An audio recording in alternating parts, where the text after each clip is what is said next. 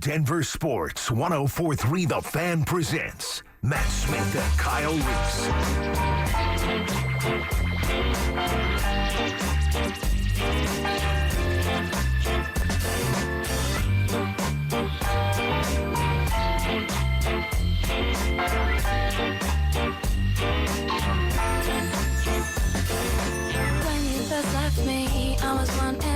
Good morning. Matt Smith and Kyle Reese. Your Sunday morning on the Fan. Welcome to it. We're glad you're here. Football is back, and it is better than ever. Welcome to it. Join in on the RamosLaw.com text line, 303-713-1043. Good morning, Kyle. How you doing, buddy? I'm great. How are you, my brother? I'm doing great. We got football back, man. I mean, this is what it's all been about, right? All summer long, it's like if we don't roll into one thing to the next, I don't know what to do with myself. Although I managed to find some time this summer to just keep working. Get out on that boat? No, Okay. I did not. I'll be damned. No boat. Sorry that didn't happen for you. That's 2 years in a row, but it's all right. It's all right. You know, how could I feel unfulfilled with all we have going on right now? No, football is back. Listen, and I don't know how you bring it back in a more exciting way than what we witnessed this weekend. A lot of great games, and then obviously the Buffs and Boulder, man, gave us plenty to talk about, man. Oh, tons to talk about. How was your week? What'd you get up to? Yeah, you know what? I had a pretty good week. I had some dad moments, man, that I realized that I'm not as cool as I used to be. Really? Yeah. I've had 2 times this summer. All right, so share with me then. So I'll give you quickly. I was at a festival this summer, and I'm walking down the street. It was really early. I was going back to the tent because we. Well, you were up. There. I mean, I think we're starting to put these pieces together. Okay, go ahead. And I'm walking past this younger guy who's putting up his tent, and he's struggling with it. But I'm like, hey, it's a rite of passage. I'm kind of keep my head down, keep strutting, and right as I get even with him, he says, "Hey, old school, can you help me with this tent?" Oh wow! And I said, That one old school, huh? Old school. Oh, you called me old school. Yeah, well, I mean, look at you. Yeah, you couldn't tell by looking at yourself in the mirror? Well, I guess I'm coming to that realization. Yeah. And so I help him with the tent. Yeah. But, I wanted to let him know, and I didn't. And this week I'm pulling up, I'm dropping my son off at school, and I'm realizing I have my Walmart brand Crocs on with my my T-shirt from 2 Halloweens ago. Sure. And some sweats with some paint dried up on. Looking real good. I'm not that guy anymore. I'm at that stage of my life. I'm in the denial. I get it. Well. But it hit me this week, Matt. Man. It hit me this week. You're not that guy anymore? I'm not that guy anymore, man. Damn. I've had some dad moments this summer. You good? I'm struggling. You're struggling with it? I'm struggling. If anybody else out there is struggling with it, I'd love to hear from you because I don't really know how to deal with it. This is a midlife thing, man. I'll tell you how to deal with it. I think I hit my midlife crisis at like 30. Oh, I really? did. Yeah, once my body broke down, I was like, okay, that's it. That was the telltale. Like, yeah, it was. You know what it was? I'll tell you the moment it happened for me. When we pulled up the hip MRI, and she goes, "Well, this is the hip of a 65-year-old." Oh. And I go, "Well, I'm 30." So that ain't gonna work. Yeah, that was the moment. But I'll tell you, I think I might have given up the fight too quick. I think I might have given up the fight too quick because I can feel myself at different moments just going, if it happens, it happens. If it doesn't, it doesn't. you know what I mean? Okay. I just feel myself in that old guy mood all the time. The mood. Yeah. How you feel is that's both. really what it that's is. what I'm saying. It's a double up. Man. Yeah. I'm sorry to hear that, brother. Double up. Because at 31, I was after it. I hung up my cane and my monocle. I'm not for the streets anymore. We have tons to get into. We are 1 week away from NFL Sunday for the very first time and a Broncos kickoff, and we cannot wait. We will dive into the Broncos plenty throughout the course of the day, but it will be a college football-heavy show today. We've got tons to get into in that regard. Some history being made in the WNBA. I wonder by who. And plenty more. Make sure you're joining in on the conversation. Let's start off with the main event on Thursday night. It all led up to this. The time for talk was over. Nobody cares if you shove a media member in a locker and feed them their lunch. Nobody cares if it looks like, well, maybe you don't want to ask a question because you feel personally attacked. Nobody cares. What we care about is what happens between the white lines. And Colorado got the win, 31-26, to open the season over North Dakota State, but it wasn't without its few shaky moments there during the game. Kyle, how did you feel week one went for the Buffs? We text back and forth. For me, a win is a win, right? Did they check all the boxes? Did they answer all the questions? The answer is emphatically no for me. But I can give them some credit for making some defensive adjustments in the second half, kind of bowing their neck and making some stops when they had to. I still have some questions, though, Matt. I like real questions, and they're going to have to clean it up because they've got a little bit more of a bigger challenge coming in next week. Or going to a bigger challenge, yeah. Yeah, so. I mean, the rest of the season, right? Yeah, no doubt. We talked about it last week, that there were no layups on this schedule. There are a lot of people out there that think this is a much easier schedule than they faced last year. Although, you look around college football yesterday, and we will here coming up at about 7:30. There are some results that have you going, well, are we sure?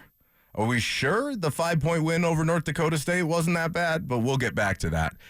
But it was a 5-point win. You're right. There are plenty of questions. And the one thing that you and I, at least I knew heading into it, is this would not look like a well-oiled machine in week one. How could it? You had 46 new transfers once again, completely rebuilt the offensive line, rebuilt your secondary, rebuilt the defensive line, added some legit weapons to your receiving core, and, oh, by the way, completely rebuilt your backfield. There was no way it was going to look like a well-oiled machine. However, that first half did not inspire much confidence. You trailed 20-17 at halftime, and again, I thought the offense, first of all, started electric. The offense, Shedeur, throughout the course of this game, guys, he is the number one overall pick in the draft. If they win 5-6 games, to me, he is a star. He is everything that I thought that he would be in year two, making big-time contested throws from inside the pocket. Almost a flawless game, I thought, from him. And in that process, tons to get better in. And again, it is North Dakota State. You're going to see more pressure throughout the course of the season, undoubtedly. And we can get into all that throughout the course of the morning. But I thought he was just phenomenal. How cool is it that we've got that dude in our backyard playing college football? Yeah, listen, he is, as advertised, I thought he made some really tough throws. Too many flashes of what you saw last year. Just from him? In terms of protection and him taking hits. Not from him, from the line. Offensively. Okay. As a collective for me, honestly. He's only sacked one time. Yeah. So, he took some hits. Big time. And way too many of them. Yeah, and so, but you like a guy that plays with a little reckless abandon. He does that for sure. He's not afraid to take chances with the football, and he's got playmakers that he connected with. So, yeah, listen, Shedeur, he absolutely delivered. There's nothing I can take away from as much as I may dislike the personality. I can't deny the football player. I think if you were around him more, you wouldn't feel that way. But from the outside, I could see getting that, right? It's one thing when the day you open up the college football season on Thursday, your Gatorade NIL deal drops and your Nike NIL deal drops, and so do 2 billboards in Times Square for your national marketing campaign, which is, by the way, badass, okay? With your signature.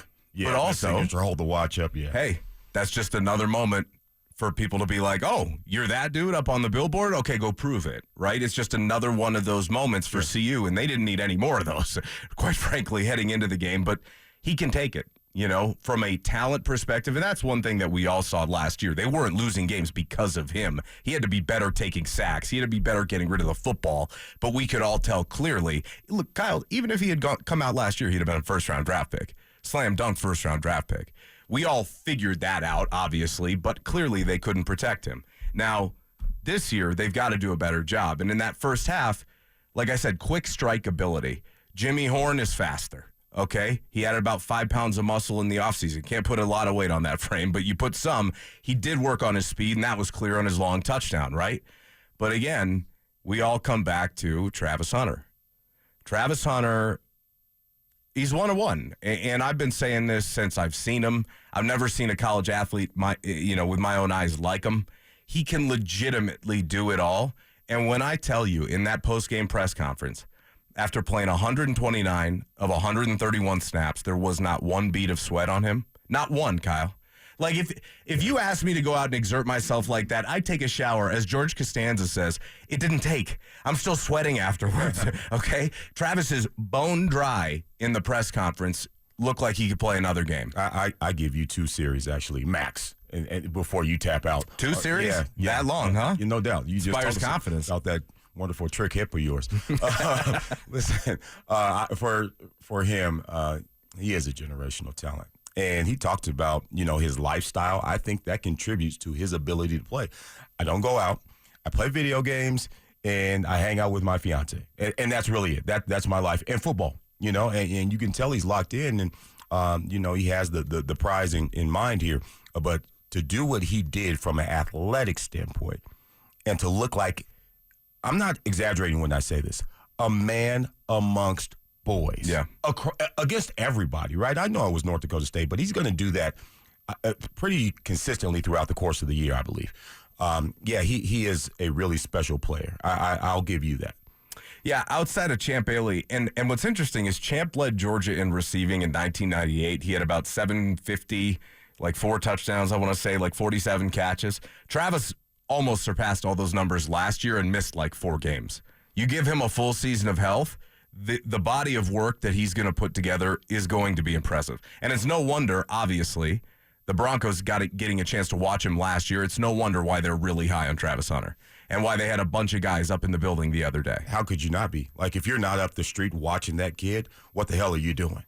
You have to be. They legitimately might have 2 number 1 overall caliber guys on that team.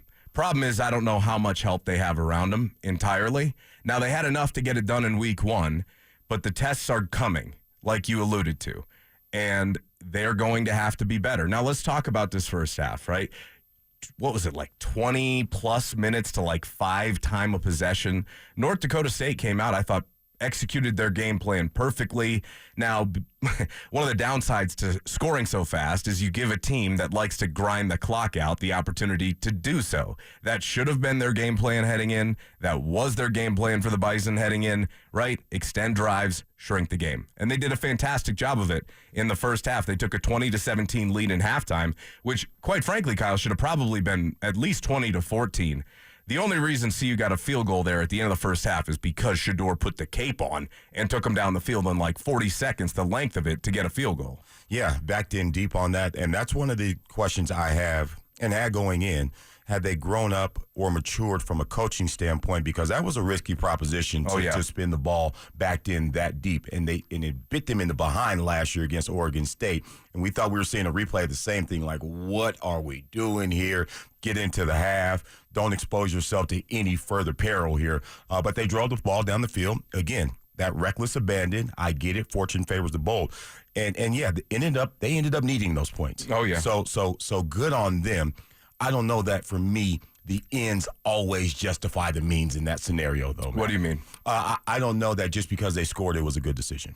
Oh, sure it was. You know what I mean? Yeah, in that moment, like I get where you're coming from. Against a better team, no. But North Dakota State at home, you should be able to get that. 45 seconds, he had 3 timeouts, and you've got the best quarterback in the country. You should at least give it a shot. Now, I hated the play call in the end zone. That was where I'll agree with you on. It was the same thing that burned them last year against Oregon State. You got the running back swing pass. The running back has to turn around, catch the ball, and then find a way to regain his feet there on the goal line. Charlie almost slipped and fell for a safety. Yes, in the end zone. 100%. Yes. Bad play. Didn't like that one. But you got to at least give it a shot. Now, again, didn't like that play call, but I thought Shermer and Shedeur in the third quarter really put the game away late. And Colorado's defense played better in the second half. Yes. They held North Dakota State to 6 points. I thought they did a much better job, as you alluded to, making those adjustments, tamping down the run game a little bit. Now, the quarterback run still killed them. They've got to learn to fit that better for sure. Prime noted that at the end of the game and in the locker room. But 17 plays, 80 yards, 8:10 off the clock between the third and the fourth quarter. That won the game for the Buffs. And that was Shedeur's, I'm better this year moment. And part of it is because I got Pat Shermer. They didn't race. They took their time, and we talked about this all summer and post Sean Lewis. Sean Lewis, last year, their offensive coordinator, wanted to play hyper-tempo, and it's nothing against him, but that's all they tried to do. They were stuck in fifth gear. They didn't try to do anything else, and quite frankly, I don't think they had the line to do much of anything else. Now, you've got a bit of an improved line. They need to get better, but it is improved, and you're able, with offensive coordinator and quarterback, to marry that relationship together and lead a 17-play, 80-yard drive over 8:10. That wasn't something they were doing last year. Yeah. That was a big moment, and it basically put the game away, in my opinion, because it reestablished control. It kept North Dakota State's offense on the sideline, and Colorado just did their thing, and they wore that defense down. Yeah, there's something else I have to give them credit for. And honestly, you don't have a 17-play drive when you shoot yourself in the foot, right? When you have negative plays, when you're 2 sticks, those kind of things. And they played a relatively clean football game. 3 penalties. Big ones, yeah, they were big, right? And 2 of them were on third down defensively. Yeah, untimely. But even still, 3 penalties in a game, like you can live with that. Yeah. I thought that might have been, to be honest, I thought that might have been a byproduct of how it was officiated. Because in the first half, I thought they let a ton go. I thought CU was getting held a lot, and I'm not blaming the ref guy, but, there was also a targeting at the end that they missed for CU. Colton Hood, knocked out a North Dakota State receiver, should have put him 15 yards closer to the end zone. Like, we have tons to get into, certainly, but you're right. I mean, compared to like a 7-penalty game, you're obviously going to take that. Much more disciplined, although, look, in that first half, and this is kind of something we'll circle back to, in that first half, I mean, Deion Hayes lines up offsides on the 3rd and 7. You've got him off the field in the red zone on 3rd down, and Shiloh makes a boneheaded play with a late hit. Those are drive extenders. Those are ones you cannot afford against better teams, certainly not on the road. So hopefully you learn from those, because as you just brought up, that's just beating yourself. Yes. Yeah, but they didn't do a ton of that. And you're right. I thought they played a little bit more of a let them play game. Yeah. Right. As far as it was officiated, I thought Travis Hunter was handsy. Yeah. He got away with a few things, but for sure. Listen, Shedeur also got targeted twice that they didn't call. If they didn't call it, it didn't happen. Right. So you play ball and you let. I hate to say this way, but you let the players decide the outcome. And they did. And the better team with the better athletes came out with the W. Tons more to get into from that game. We'll continue to break it down throughout the course of the morning. But on the other side, it was a wild day to pretty much open up the college football season. We had week 0 last week. We had a couple of games this week. But yesterday was the meat and potatoes. Kyle and I will take a lap around college football, let you know what we found. Denver Sports 104.3 The Fan presents Matt Smith and Kyle Reese.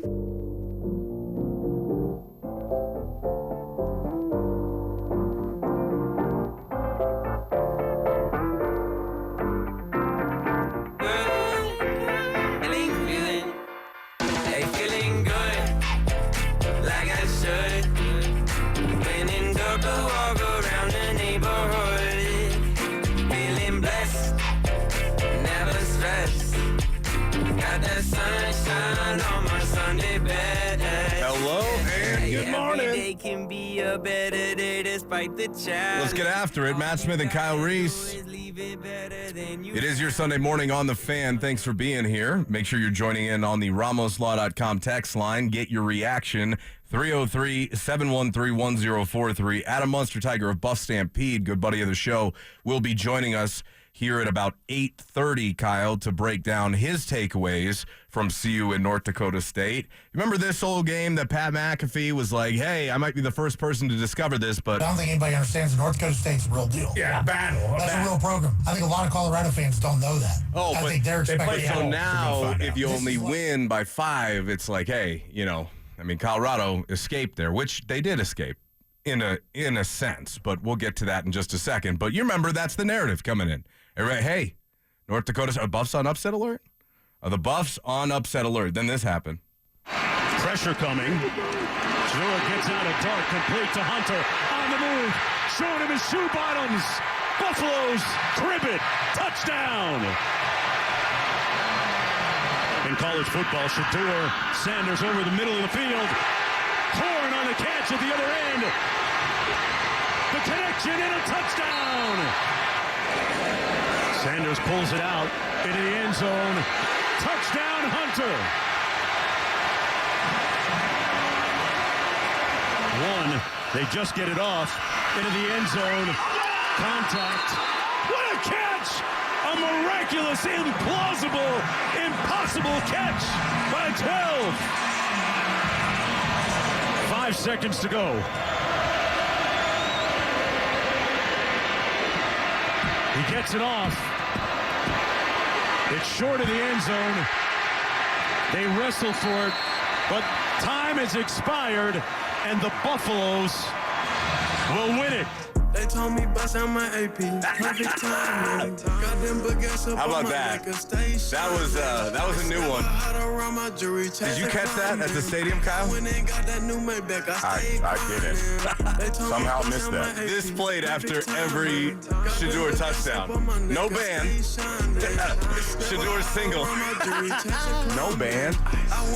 Very limited band. From what I was told, the head coach kiboshed a lot of the traditions of the band, which obviously changes from tradition. But look, a lot of things are going to change.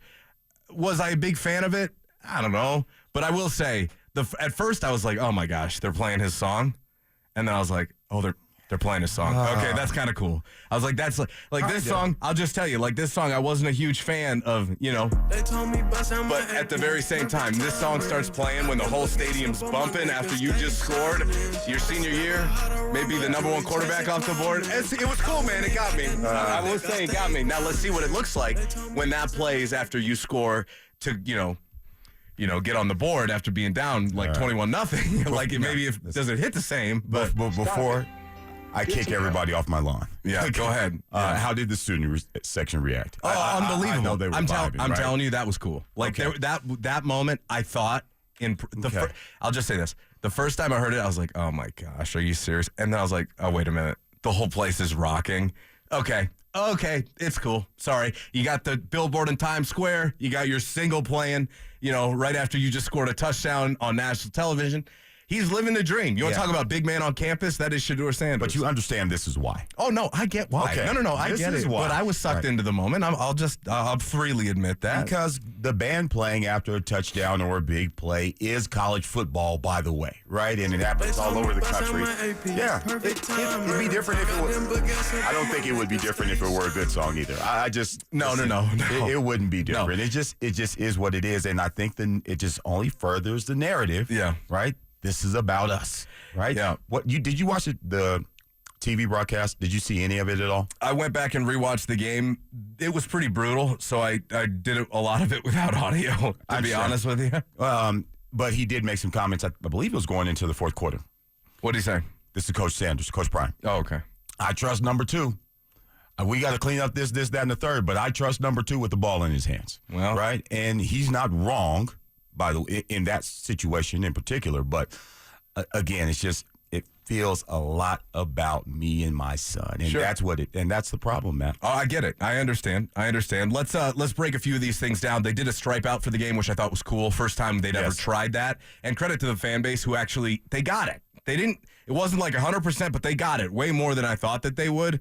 Because I was like, oh man, that's a huge student section there, and there's no real there's assigned seats, but nobody really pays attention on that entire east side of the stadium. So I didn't know if it would work. It worked. So credit to them. The place was rocking. Took a second. It was Thursday afternoon. Yeah, it was a little bit of a later, but I'll tell you this: it was a zoo outside Folsom. They need to release more student tickets. They do. Okay. I know they're not going to because they want to make money. And by the way, they snapped their sellout streak at 6. It wasn't officially sold out, partially because the ticket prices were way too high. They were just way too high. They were like $175, cheapest get-in price. I'm sorry, that's too much money. Yeah. That's just too much money. You want to bring that down to like $125? We can talk. $175? I understand why for a family of 4 you don't want to commit to doing that. That's why they broke their sellout streak. We'll see if it changes.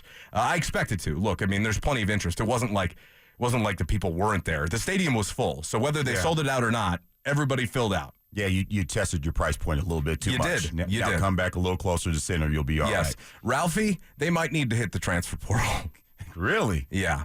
She's a sweetheart. They brought her in as a younger buffalo than they younger bison technically than they normally do. She doesn't want to. This ain't her bag. Get up and go. This ain't her bag. No. When they opened the gate, she had zero interest in running. They made it to like the 35-40. But you go back and you watch videos of old Ralphie, just like literally down to the 10 and back, a sprint the whole way. She can't wait to get out of the gate. This Ralph, they tried. This is 2 years now. She ain't it. Where do you she ain't the one. How do you procure a new? You got to train. There's a bunch of herds around here that they kind of go around and they like try and find suitable candidates. But the thing is, you have to start young because you're training a bison. So it ain't like training a dog or a golden retriever. Right. But no, they got to hit the portal. Dang. Bring in some Louis. How do you get better up front? Get a new one. Get a new one. Exactly. Get a new one. Exactly. Shiloh did have an L on the jersey. We were not told about that for the game, but he did. How you feel about that? He is an emotional leader from that perspective. Now, if you've got the L on your jersey, you got to be better. You got to be way better. Plays. You can't put your team in bad situations that way. And he was, before he got called for the personal foul, he had been asking for it. He drove one guy like right into the wall on the bench. I couldn't believe that one didn't get called live. I was like, come on, Shiloh. There were 2 or 3 of those. Yeah. And I get it. He wants to hit somebody. But here's the problem that I see developing. Robert Livingston, by the way, their new defensive coordinator, nice job with his first test. With the second half adjustments, I think he made some really good corrections with a brand new unit. Give him a solid B. Yes, at least. I mean, compared to what we saw last year, they were actually able to make adjustments that worked. Now, they didn't solve the quarterback running game, but it got better. The one thing about what they're going to do is they're running that little 46 bear where they got single high. Watch out. Because other teams are going to have the personnel to test you deep. Well, and so there's something to that schematically, and North Dakota State does some things from an unbalanced line standpoint, from a 2 tight end standpoint, that kind of dictated that. So you had to match them gap for gap. Sure. And that's why you come down and do that. Sure. I don't know how much you're going to see that. That's from what I was told, that's going to be their base. Well, and they're going to play a lot of man out of it, which is why you see some of those quarterback runs bust because guys have their back to the ball. So there are some inherent dangers that come along with playing defense that aggressively when it's because you believe you have the guys on the edges to do it. As well as testing Shiloh deep. Yeah, no, that's coming. Now what? That's coming. Now what? Okay, now we're talking. Yeah, that's coming. By the way, look, the first good sign, they held them to a field goal first drive, something they could not do last year. After a huge play. Trevor Woods. Yes. Thank you, Matt. Yeah. Thank you. It's almost like we do this together. Yeah, it's gonna be a work in progress for Trevor at linebacker. It's gonna be up and down, but because there was that third down stop where he chased the quarterback down and saved and got him off the field. Yeah, a lot of good. But some up and down. Yeah, that's what I felt like. And see, that's the problem when you have guys transition that way. That should have been something he was okay with doing because he played safety, right? Which incorporates some man coverage. He shouldn't have got cooked like that. No, but second play of the game, second play of the season, I kind of have a hard time being like, you gotta be. I mean, obviously you have to be better than that. But I'm not gonna hold this. He'll be better than that. He will. It's gonna take some time then. The other thing, Preston Hodge, big pass breakup on that first drive. I told you, the transfer corner out of Liberty, going to be a star. Didn't really get beat. Also had a really nice play in the run game. You saw Pittsburgh transfer at outside linebacker, Dayon Hayes, get in the backfield. Yeah. He can play now. He looks like the real deal. He can play now, I'm telling you. And North Dakota State had a good game plan early. You have to credit Cam Miller, their quarterback. I mean, part of the reason CU's pass rush didn't get home, I thought, was because he got the ball out of his hands so quickly. I thought they did a great job scheming it up. I thought they had a really good game plan. Yeah, and they've got some playmakers. Lance made some plays for him. And then when he wasn't able to make a play through the air, he was pretty good with his legs as well. And so was that other quarterback. They had 2 quarterbacks. I thought they both played well.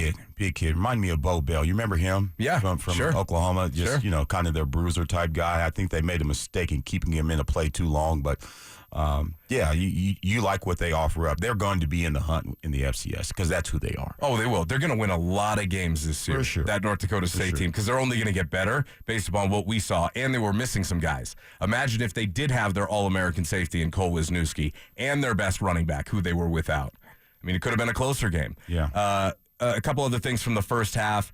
That first touchdown to Travis. I mean, just stick your foot in the ground and get north and south. I mean, that was some speed from him on that comeback where he shook his defender that you didn't see last year, I thought, like top-end speed.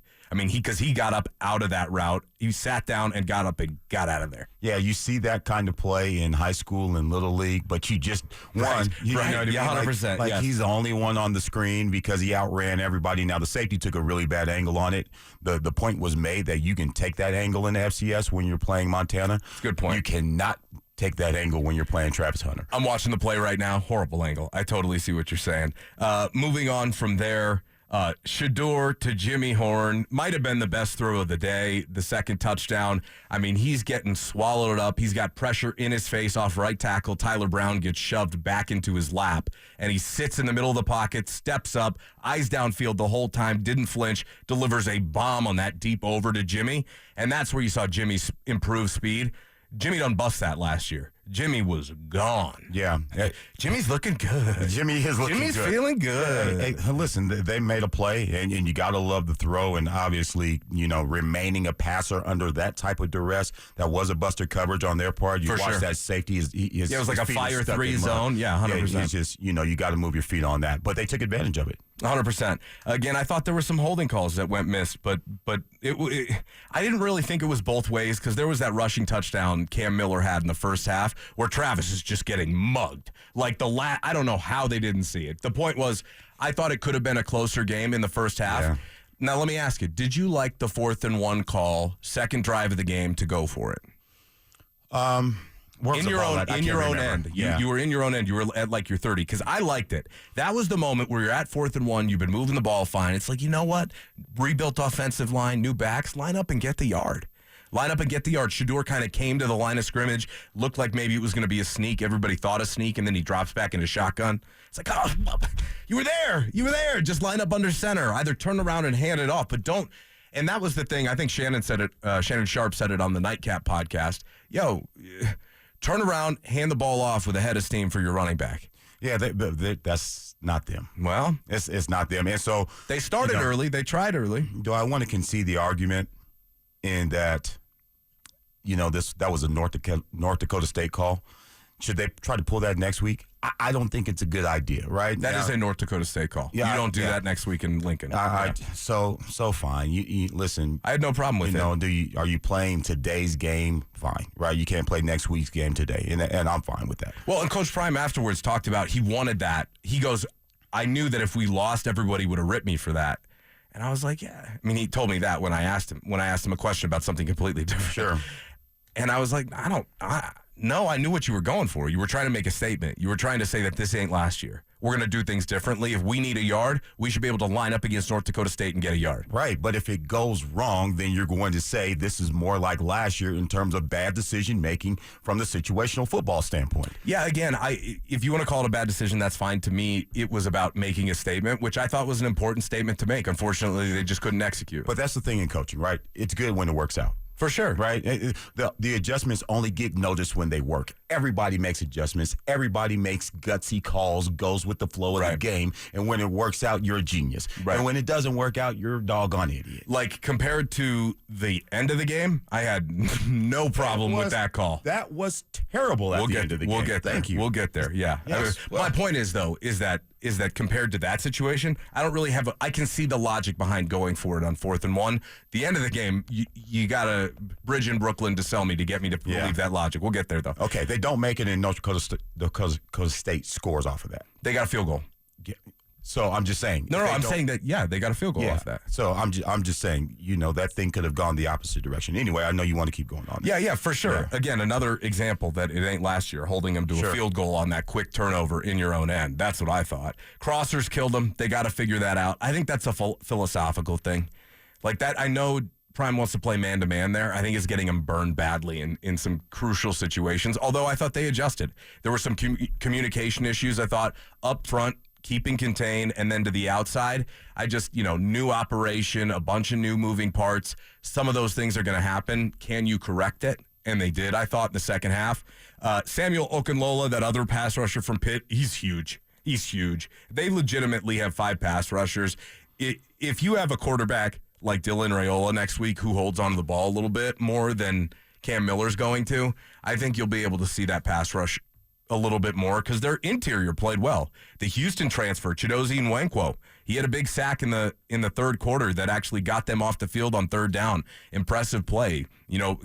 Pocket kind of got swallowed up on both sides, and quarterback was forced to step up into a sack. He was their highest graded defender by Pro Football Focus, the Houston transfer. And I didn't realize how small he was. Oh, he's undersized. Yeah. He's listed at 5'11". Oh, yeah, he's like 5'10"-ish. Yeah, and that typically doesn't play in Division I college football. So he's got to be a junkyard dog in order to play that position at that size. Listen, I think you made a really good point also about Cam Miller causing them problems. In the next couple of weeks, you're going to see virtual statues, right, in comparison to Cam Miller, because Cam Miller was their running attack too, because relatively speaking, they kept their running backs in check. I thought they did a great job. North Dakota State stuck with their run game and stuck with their plan. Now, I have to give them the thumbs up for doing that. But it was Cam Miller that gave them the problems and accounted for the bulk of the yardage on the ground for them. He counted for 81 of their 157 yards on the ground. And 2 touchdowns. Yeah, and 2 touchdowns. So, one that Travis got held on. Yeah, and so until you get to October 19th with Fafita, I don't think you're going to see a quarterback as dynamic as Miller or more dynamic. Probably not. And you're right. If you take quarterback run out of this, they only allowed running backs 3 yards to carry. Yeah. Avery Johnson might give them some problems, but that's down the road. Kansas State. Is it Avery October Johnson? 12th. What's his last name? Is it Avery? Are you sure it's Johnson? I'm not totally sure. It might be. Yeah. It's Avery. It might be Avery Johnson. Kansas State. You're right. It is Avery Johnson. By the way, Dylan Edwards yesterday, 2 touchdowns for Kansas State. We knew the kid could play. Yeah. Well, Colorado's running game. They started early. They committed to it early. They did. They committed to it early. They picked up a couple of third downs. Here's the problem, and it's something that we've been talking about. They started the game with true freshman Draylon Miller, who came in as a wide receiver, kind of an athlete, a slash in the backfield. If you are starting off a brand new season, and I respect the strategy, maybe they didn't see it coming, but if you are starting off the season with a wide receiver playing running back, that tells me all I need to know about how you think about that running back room. They failed in the portal. Even though they brought in Dallin Hayden out of Ohio State, he showed, he did step out of a tackle once, but that was it. They need to bring up Micah Welch, who's a true freshman, Brandon Hood, who's a true freshman, and Isaiah Augustive, who's an Arkansas transfer. Charlie Offerdahl. Nice story, but not at this level. Sorry. I just didn't see it out of Charlie. I mean, 6 carries, 17 or 5 carries for 15 yards. Fine. He had a nice play in the passing game. Maybe he's a guy you bring in every now and again. He's not one of your lead backs, and he cannot start that way next week. Well, here's the thing, right? I think that is a huge investment in terms of a guy that Coach Prime trusts, right? Fine. He's a guy that doesn't make a ton of mistakes, but he's not going to plays either. But he's not going to make a ton of plays for you. And if that's what you're doing with the guy because basically you're saying, let's play the guy that doesn't hurt us, right? And that's not a winning strategy, right? It ought to be Hayden. And Prime afterwards said that he was going to put Welch into the game at the end. Well, I'll tell you this.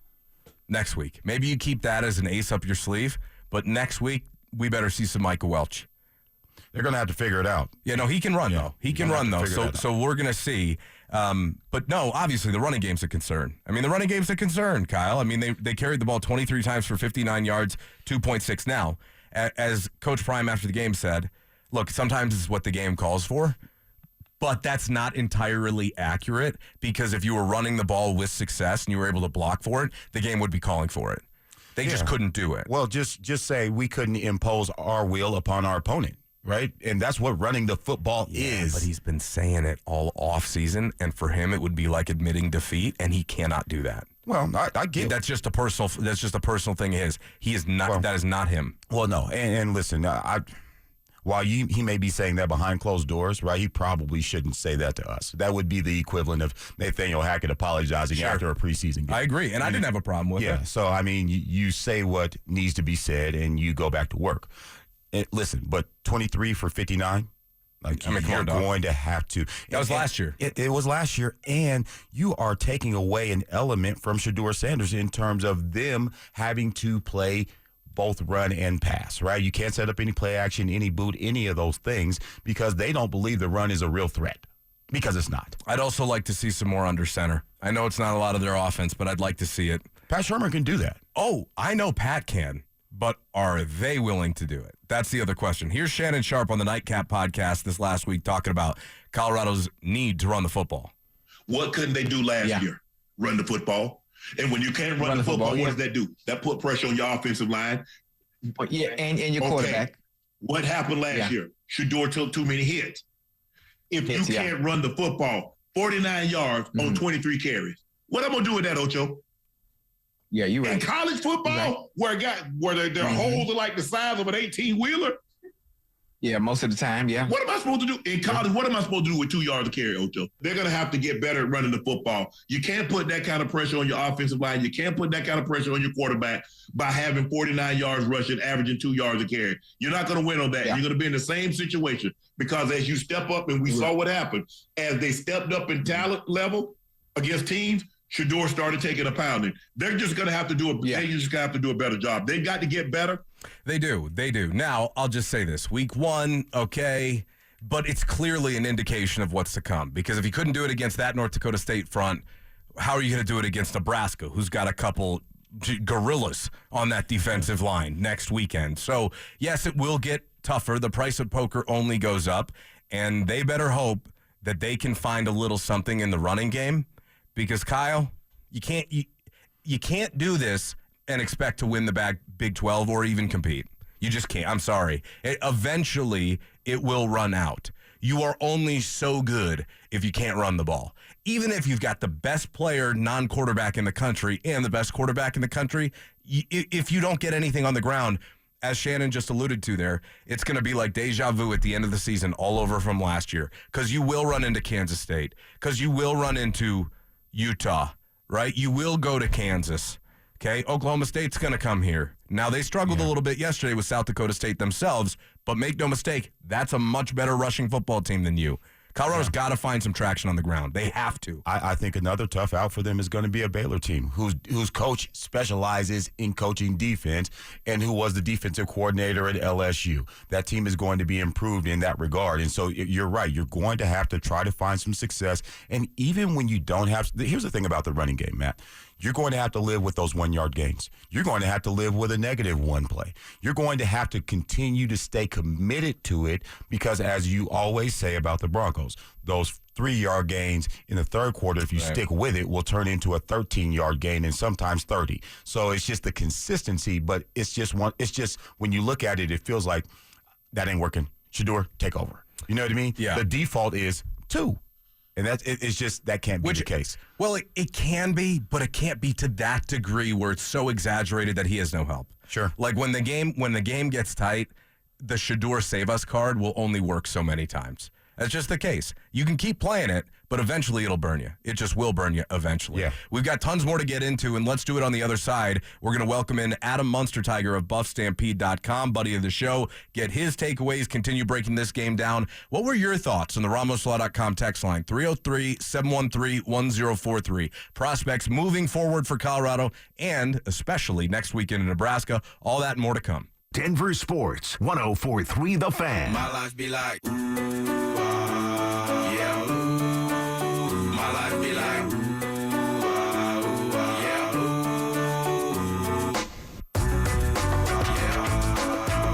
Travis is so explosive. We called it. We said that, you playing with some guys it's a pretty tough matchup for anybody. But then when you bailing and you let him catch it and face you up, that's a problem. And he did what he does. Travis is a phenomenal player.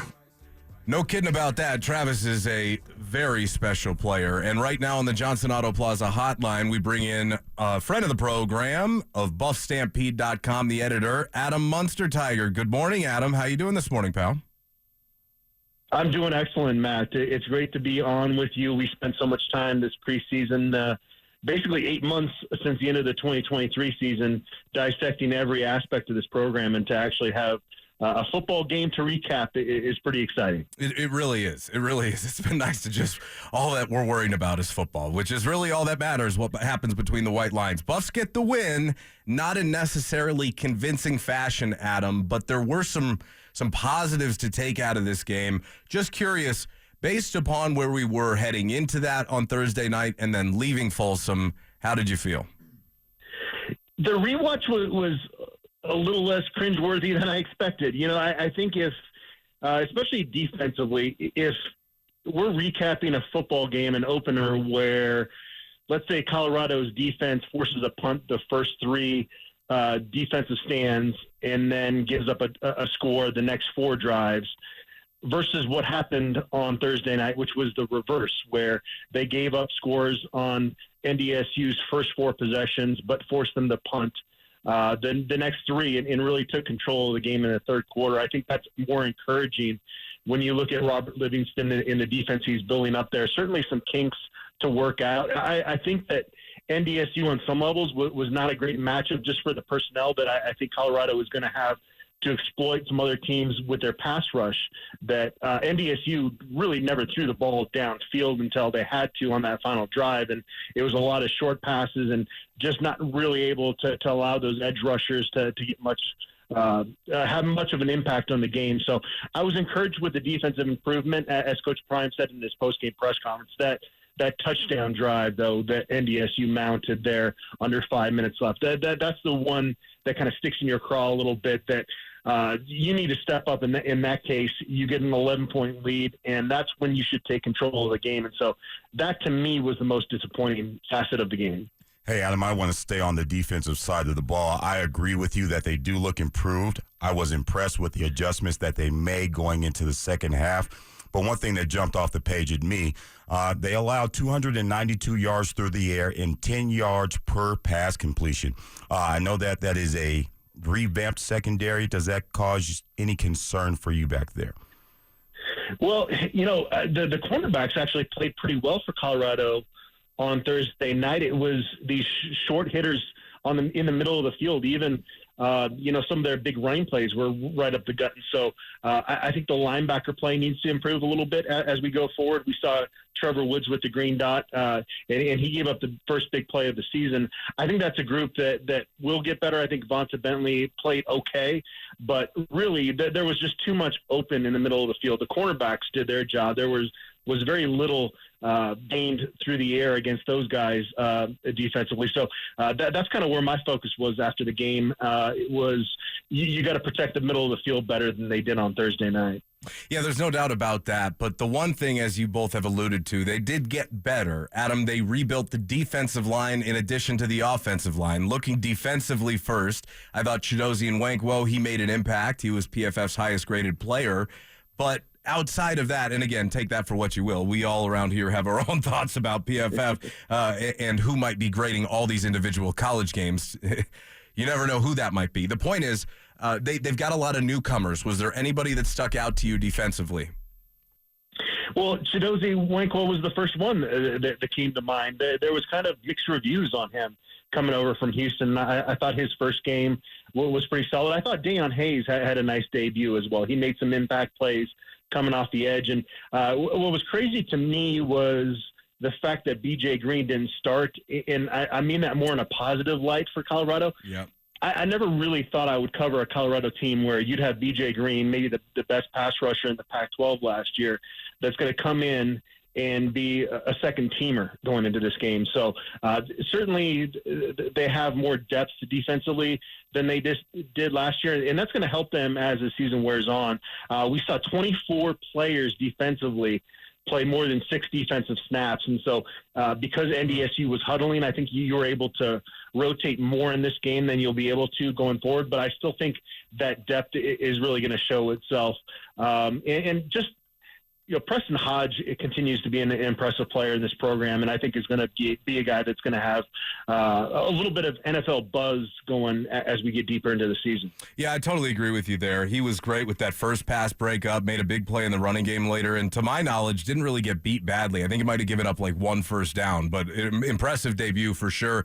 Let's look at the rebuilt offensive line. Some good, some bad. They were able to step up enough to get the job done and give Shedeur like an extra half a second on some of those throws to get those balls off, which, I mean, he was fantastic. But what did you think of that group up front? Clearly, you and I don't think this is probably the final 5 that they end up going with, and they probably continue to mix and match. But first impressions.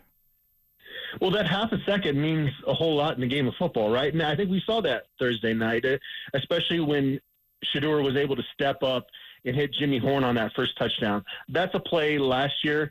Shedeur Sanders is sacked, and you don't get that play, and then you're probably punting because you're behind the line of scrimmage. And so there were a couple moments like that on Thursday night where, by the floor being risen with that offensive line, the floor of this entire team has gone up as well. And so we saw that at times. I would have given the offensive line probably a C+, B-, but compared to what we saw out there last year, I mean, it was almost an A effort in that standpoint. Yeah, listen, they were in the basement last year, so for the floor to be risen, it doesn't take much. But we saw 59 yards on the ground, 23 rushing attempts. It seems like the lack of commitment wasn't there, like we were sold throughout the summer. It's going to be a tough week against a top 15 defense to improve upon that, but they kind of have to, right, Adam? They got to figure that out. Yep, that's the biggest issue, obviously, with this offense is just not being balanced. And I know Coach Prime says, well, with Shedeur threw for 455 yards, so we're not concerned about it. But you can go to a bowl game doing what they're doing and what they did Thursday night in some of the stuff they did last year. If it wasn't for that Stanford debacle, I mean, they were close to being a bowl team last year. And so they have a better football team around them, and they should be a 6-win football team at the minimum this year. But you talk about 8, 9, 10 wins, competing for the Big 12 championship. That part of it has to get figured out. And part of it is a lack of willingness to commit to that. Now, there were some circumstances there. There was one drive where 4 straight plays, they called a running play and got stopped on 4th down. And that was a moment where you could have made a statement as an offensive line by getting the push. This ground game kind of failed in that regard on Thursday night. I do think Dallin Hayden has the potential. I would like to see more of Isaiah Augusta. He's a guy coming in from Arkansas that I thought had a really nice preseason and is a downhill runner. He seems to be the type of back that will wear down defenses more so than the backs we saw out there on Thursday night. So we'll see how that evolves. But that was the first thing in my mind leading the stadium Folsom Field was when you don't have an offense that can regularly get those 10 to 15-yard chunk plays in the ground game, you're limited offensively, and so they've got to get that figured out at some point if they do indeed want to reach their goals this season. Adam, how much of that Nebraska game yesterday did you get a chance to check out? I know you got family and all that stuff, so I'm sure you've been busy. I have not had a chance to watch it yet. Nope. Yeah, Rayola looked pretty good, buddy. They're going to have their hands full next week for sure. Any good memories for you? Have you been to Lincoln to cover a game? How many games have you covered in Lincoln? Yeah. So it's funny. The last time I was out there was 2018. It was Mike McIntyre's final season, and he was fired up after that game. I'm walking down this long tunnel to get to the post-game press conference. Mike McIntyre comes up from behind me, lifts me up off the ground, and it was just so fired up. It was actually my favorite Mike McIntyre moment because and he cried in his post-game press conference. He was so fired up after that game. That was Laviska Shenault with the game-winning touchdown. So I enjoy Lincoln. I know that a lot of Colorado fans say that those fans out there are fake nice. I think they're just nice people, to be honest with you. So I'm looking forward to going out to Lincoln. And the sea of red makes you a little bit nauseous over the course of 3.5 hours. But that's a fun atmosphere for a college football game. Other takeaways that maybe you didn't think heading in, but you had a different opinion heading out? Say it again? Other takeaways that you came from that game with that maybe you didn't think you were going to have heading into it? I think that Rob Livingston is going to be a rock star, and it's going to maybe take a couple years because he's going to have to learn a lot of lessons like we saw in the first half Thursday night. But I think they did a really good job picking their defense coordinator. Yeah, I agree with you. He was impressive, and obviously when we've spoken to him, Adam, he's been nothing but kind, and we've heard from people around the football world that he really knows what he's talking about, but good to see some tangible examples of, hey, they will correct some mistakes and be able to implement adjustments mid-game. So I was encouraged there. Thoughts on Shedeur Sanders and Travis Hunter? Oof, I don't know if words can do, especially Travis, justice. 131 snaps on Thursday. I've never seen anything like it. It's funny when he transferred in and Colorado started talking about him playing both ways full time. I talked to some national folks that were just telling me that that's impossible. You can't do that. And he's made the impossible possible. And if it wasn't for that cheap shot last year, I mean, he would have broken some records for a number of snaps played in a season at the college level. So it's pretty incredible. And Shedeur, there are times I feel like he still needs to be a little bit smarter with the football, and there's one play late in the game we can all point to. But generally, that was a pretty impressive performance to start out his senior season. Agreed, buddy. Thanks so much for taking the time this morning. We really appreciate it. We'll see you up there this week for Media Day, and have a great Labor Day, okay? Appreciate it, guys. Thank you. That is Adam Munster-Tiger of BuffStampede.com on the Johnson Auto Plaza hotline. Some great stuff from Adam. Your chance to react to him coming up. On the other side, we'll get back to the NFL. Take a look ahead. Broncos and Seahawks 1 week from today. You ready for NFL season? Because I am. That's next. KKFN and KKFN HD1 Longmont, Denver. You're listening to Denver Sports 104.3. The Fan. Denver Sports 104.3 The Fan presents Matt Smith and Kyle Reese.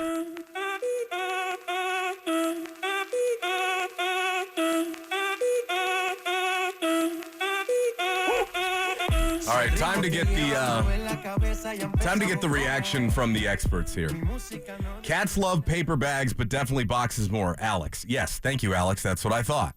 It's a toss-up, says this texter on the RamosLaw.com text line, 303-713-1043. It's a toss-up, honestly. My cat will climb into either. Yeah, they don't seem too picky. Well, actually, see, they do seem picky, which is why it surprises me. Noko, you got a cat, Noko? Mo, he says, my wife's cat. His wife, yeah. His wife's cat likes bags but loves boxes. See? Why is it not? You might have been onto something. You might have. I know I was. By mispronouncing the phrase, or by missaying the phrase, you might have discovered a better phrase. Okay? Isn't that how all great inventions come along? By accident? Most of them. Some of them. The best ones. In Penner's case, it's finally let the cat out of the Benz, guys. That's pretty good. That was pretty funny. Good. I like pretty funny. Should men have cats? If you enjoy it, okay, yeah, whatever. I don't. Okay. Look, I love all animals. I just would never have a cat unless it was a barn cat or like an outdoor cat. Can I be honest with you? What's that? I'm considering getting one. Yeah, you seem like a cat. You are a cat guy. I hear they're good for mice. Well, yeah, that's the only reason. Like, listen, man. You still have mice? Oh yes, man. Not in the house, man, but like I'm catching like 5 or 6 a week outside of my house. You're catching. Why are you catching them outside? Because I don't want to catch them inside, Matt. That's why. So you're just like out in your backyard catching mice? I have the perimeter is secure. Explain this to me. I have those live traps. Right. Those little boxes. So you're not out there. No. You're catching. But that's how many you guys are catching. I have I don't know what's going on, but I live up against a field, and I get that. But well, there are field mice. Yeah, I have a ton of them, man. So I am considering getting a cat for that reason alone. And so I can let them out the box. Seems a little extreme. let the cat out the box. This is an extreme problem. Nobody wants to live with mice, man. Come on. No, I get that, but it sounds like they're outside the house. Are you going to leave the cat outside? If you let them hang out outside the house, eventually they find a way to get in the house. Can we get you like a terrier? Like a varmint dog? I've got Westies. They're amazing. On pest? On like mice and stuff like that? Yeah, Zoe, we'll put Zoe in the backyard. She'll have like 10 mice for you when the day's out. Okay. But then you're going to have to open your heart up again to get attached to dogs. Yeah, and I've said I'm never doing it again. I'll say this, Bella is our oldest, and she's amazing. She's my angel, but she's 15 now. She's doing great. I mean, that's pretty good life expectancy for 15? a dog. Hell yeah. So I'm just saying, for a long time. She's doing great too. So anyway, I'm going to solve this argument right now, says another texter. What you do is you put a bag inside of a box, and you won't see your cat for 8 hours unless it pops its head out of that little box or bag for it. There you go. Why didn't you say your name? You know what? That was a great text. Yeah, but this texter came in over the top with the best one. You want to get rid of mice? Get an owl. There you go. Problem solved. Yeah. Where do I go? To my local pet store for an owl? Problem solved. Way to go, texter. Okay. Solving problems left and right. On it. Let's get back to what we saw yesterday in the world of college football in general. Notre Dame ekes out a win over Texas A&M last night. By the way, I mentioned earlier that Lee Corso on College Game Day brought up the point that he didn't think that there are going to be any undefeated teams in college football this year. That might not be true because Notre Dame, as one texter pointed out a little bit earlier, have you seen Notre Dame's schedule? Notre Dame's schedule is about as easy of a schedule as I have seen for a program of their caliber. Kind of embarrassing, to be honest. They have SC down. Here, let me explain it to you. Next week, by the way, so that game yesterday was at Kyle Field in A&M, okay? They do not leave the state of Indiana next, Kyle, for a game until October 19th. It is September 1st. Happy September, by the way. They play Northern Illinois at home next week. Then they're at Purdue. Then they're home to Miami of Ohio and home to Louisville. They're off that first week of October. It's a bye. And then they've got Stanford at home. Oh, whoa. Then it's at Georgia Tech against Navy, Florida State at home, Virginia at home, Army at Yankee Stadium, and then they end the year at USC. If Notre Dame is not undefeated, then Marcus Freeman should probably be fired. Yeah, he probably should. There's going to be a test or two. I think Louisville's going to be capable. Georgia Tech, we saw what they could do. They had a tough game against A&M last night, but here's what's going to happen. I say they're probably going to finish undefeated, and they're going to be the 5th seed because that's the highest that they can finish because of the way things are laid out. So go ahead and put them in, I'd say, in ink in the college football playoff. So just so you know, I got this free boost on one of my sports books, and it was a college football playoff. Pick 4. I picked Utah, Notre Dame, Penn State, and there was one more. I want to say maybe I'm going to have to look it up. Anyway, the point is that I felt really confident after the first week. To make the 12? Just to make the playoff. Here you go. Hold on. I'll give you the official. I like all your picks so far. Utah, Notre Dame, Penn State, and Ohio State. Oh, yeah. But they were all good odds, Kyle. They were all good odds except for Ohio State, but with everything else, I like that little one. What's the line on that? What do you get back? A nice little sum, little parlay. I just threw a little taster on there. Okay. But the point is that I think a successful opening season for all those successful opening week for all those teams. It's lined up for them. Yeah, by the way, we have one college football game tonight. Number 23 USC plays number 13 LSU in Vegas at Allegiant Stadium for the Raiders. Yeah. They're going to duel it out. Nussmeier out there, quarterback, going to be making his first start. A guy that waited his turn at LSU, and then Miller Moss and Lincoln Riley, I think this is a make it or break it year for them. 3 years ago, University of South Dakota State beats CU easily. CU's fun to watch. I want 7 to 8 wins. More would be an improvement. We'll get better. Coaching is the key now. There you go, Texter. That's exactly how I feel about this season heading into it. I had 6 to 7. I had 7 and 5 as my official prediction. I don't think they're going to be 9 and 3 like Joel says. A couple other things I did want to note from that game specifically. We talked about Shedeur. We talked about the rush defense, right? Again, I want to get back to this running back room just a little bit. Kyle, I don't think they have to be one of the best rushing teams in the country. I don't. And I don't think it really matters that they weren't all that effective in week 1. Where it becomes a problem is in week 2. Because the one thing that is always said about college football is you take your biggest jumps between weeks 1 and week 2. And heading into Nebraska next week, I mean, look, Shannon Sharp says they got to be better, and we know they do. This isn't good enough. In order to be and to get to where they want to be, Ocho, this isn't good. Yeah. I ain't trying to be Debbie Downer. I'm trying to be realistic with you, fans. I just can't keep it a buck with you. And y'all know how I feel about time, but this isn't nearly good enough. And I understand it's the first game, but what I needed to see, I didn't see nearly enough. I saw Shedeur do this last year. I saw Horn do this last year. I saw Travis Hunter do this last year. But guess what? Yeah. I saw them not be able to run the football. I saw them, Shedeur, have to run and make plays with his legs. I saw the defense not be able to consistently get off the field. That'll get you in trouble. Yeah. You know the most important down is third down. So you do a great job stopping them on first and second, and then when you get the third down, okay, it's first down again. Eventually, Ocho, you know what happens. You let a team go 50% on third down. You start letting the team get 60% on third down. You're asking for it. That's demoralizing now. And they're not wrong. And obviously they're not wrong. Part of it was not only could you run the football, but you couldn't get North Dakota State off the field in the first half. Where it definitely changed was the second half, Kyle. They were able to get North Dakota State off the field. The defense strung together 3 consecutive stops, and it culminated in a 17-play, 80-yard drive over 8:10 of game time. You know how much they possessed the ball in the first half altogether? For 8 minutes. Or actually, I think it was 8:20. So they had that drive in and of itself was 10 seconds slower, or 10 seconds faster, I guess, than the amount of time that they had time of possession in the first half. Yeah, clear as mud on that. I think it was. Yeah, but they were scoring the football, and obviously the first quarter they came out, put 14 points up, rolled the dice at the end of the first half, and put some points up as well. So you as long as you're getting production out of it, No, they don't have to be the best rushing offense in the country. Gotta be but way they better, though. do have to make the defense be balanced. Right. And I think that is the conversation here. It definitely is. You got to play us honest. Well, it definitely is, because otherwise it's going to be open season on Shedeur the whole year again. And you can't have that. He did. He may have only got sacked once and stepped out of a few others, but he took like 6 good licks. And those start adding up. You only have so many of those on you. Yep.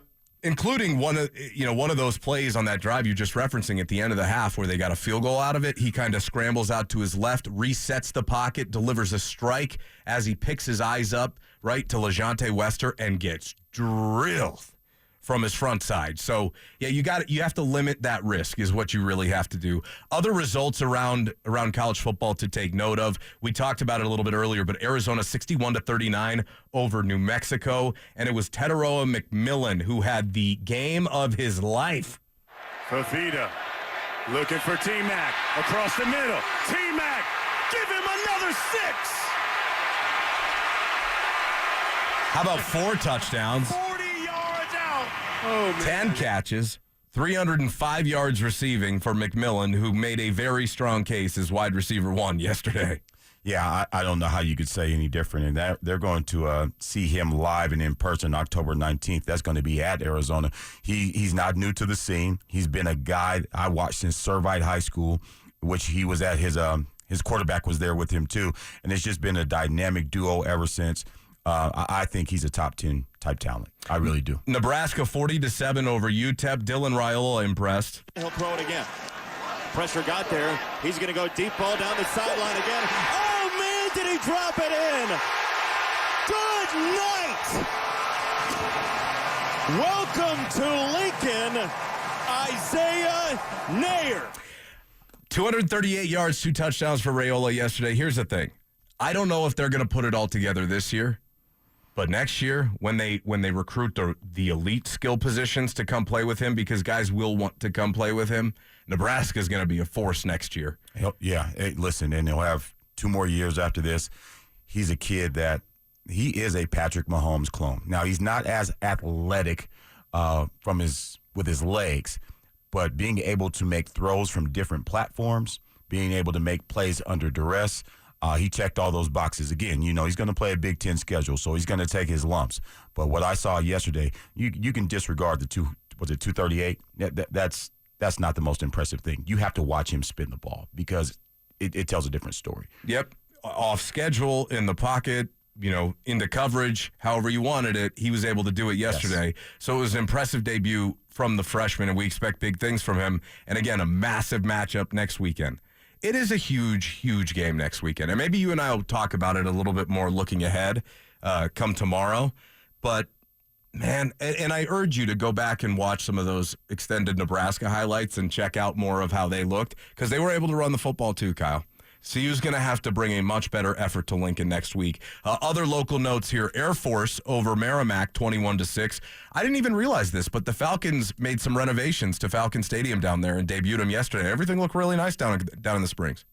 Really? Yeah. I hadn't noticed that. I know they redid the locker room a few years back, but they finally came out and it looked nice. Dust off the stands. No, it looked nice. It did. Okay. Yeah, I was impressed. And again, they won 21-6. Deshaun Foster and UCLA did not have a good debut in the Big Ten at Big Ten Media Day, and yesterday was not much better. 16-13, UCLA barely beats Hawaii. Yeah. On the island. They're in for a rough go of it in the Big Ten, by the way. They are. A couple other notes. You didn't like the 5-point win for CU over North Dakota State because it was an FCS program? They weren't the only ones that struggled. How about Texas Tech, Abilene Christian? Abilene Christian forces overtime at the end of the game, Kyle. They had a shot. They had the ball with 8 seconds left inside the 7-yard line. A receiver just dropped a fade that would have given them the win in Lubbock. Instead, Texas Tech barely escapes 52-51 over Abilene Christian.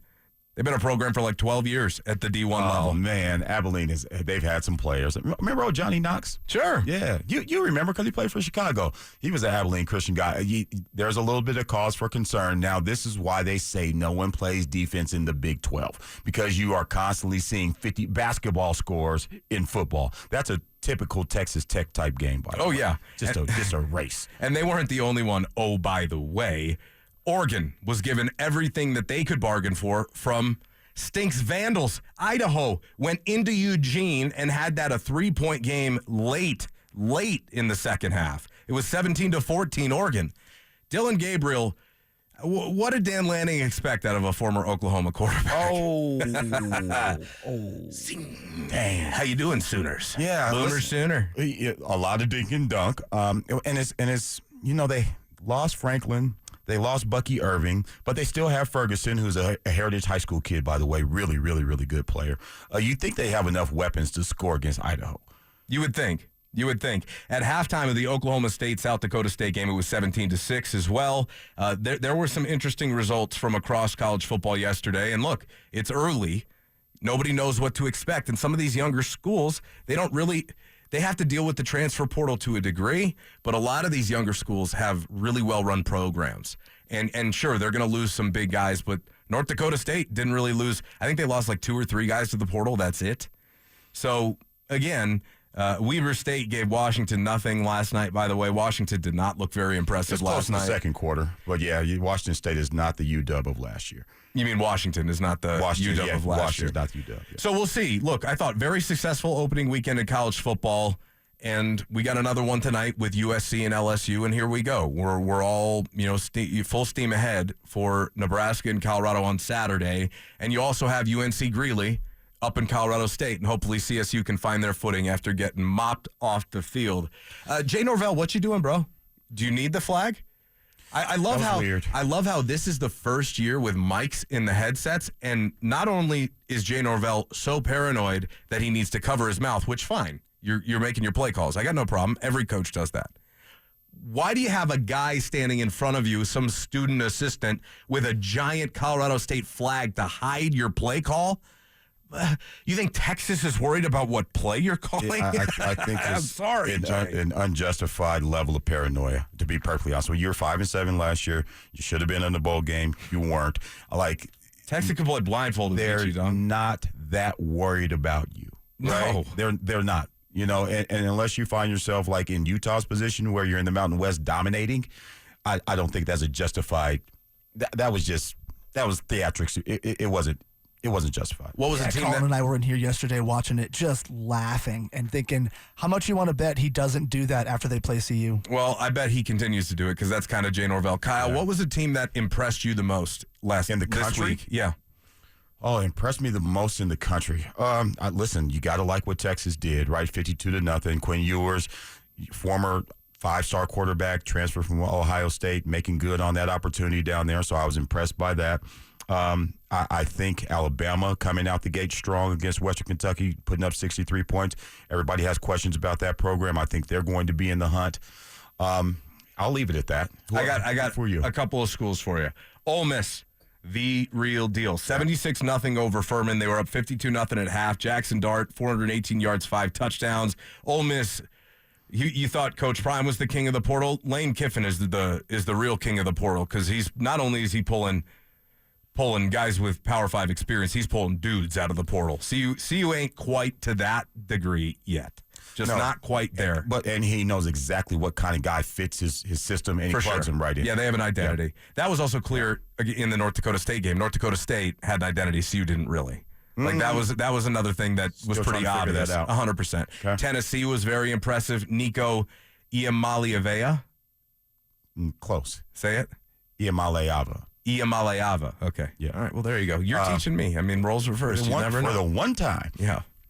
And then the last one. So Tennessee, Ole Miss, and the last one would have to be Cam Ward in Miami going into Gainesville and just stomping the Gators, 41-17. That popped into my head too. And listen, Georgia, smacking Clemson yesterday. Carson Beck, 23-33, 278 yards, 2 touchdowns. That's nothing to laugh at either. Georgia is as advertised. Still ain't good as the kid we got in our backyard. They told me bust out my AP. Matt Smith and Kyle Reese, your Sunday morning. Stay shining.